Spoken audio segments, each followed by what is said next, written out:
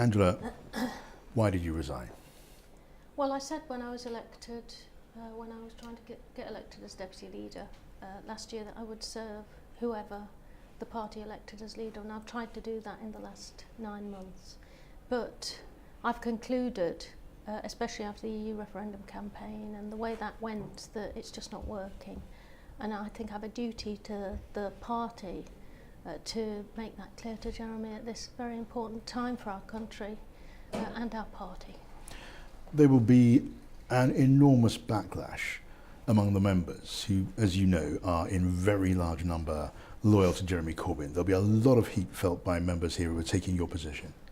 Well, this isn't about particular individuals or personalities. It's actually about having taking the first step to restore some credibility to our party as the opposition, to fight for the communities that have been left behind, that kicked against the system so badly during the EU referendum campaign, who the Tories will never look after, who it was clear Jeremy couldn't communicate with. And I think the party is bigger than any one individual, and I understand how angry people will be, but we don't serve our party or the interests of some of the poorest people in our country and in our local communities by being a Labour Party that can't win an election, especially when we think that there may well be one in the next few months.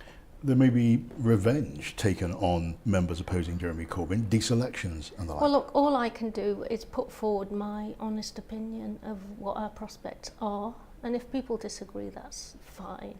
But I think that there are bigger issues at stake than Jeremy's leadership. He's a decent man, and he's tried to do his best. But the first duty of any leader is to be able to communicate to the electorate.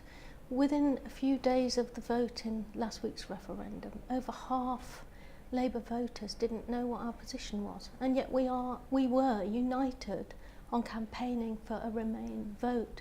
That is an untenable situation in the tumultuous times we're living in, and with the possibility of a general election being called in the next few months. Will you stand for leader? I think today is about talking about the current leadership. I phoned Jeremy up and I asked him to consider his position. I said, in my opinion, I thought he should resign in the best interest of the party. He's done a good job in resetting different directions and opening up the chance to think about new ideas, which is going to be so important in the future. But you know, the communication point is really important. For 24 hours, I texted him yesterday and requested a face-to-face meeting with him. I got no response whatsoever for 24 hours. I then had to actively seek him out, which was difficult enough, on the phone to tell him this. I would have preferred to do it face-to-face. If you can't communicate with your own shadow cabinet in a time of crisis, how can you communicate with the electorate? A lot of your senior colleagues are looking for a single figure to unite around. Who can unite the party in their view? Is that you?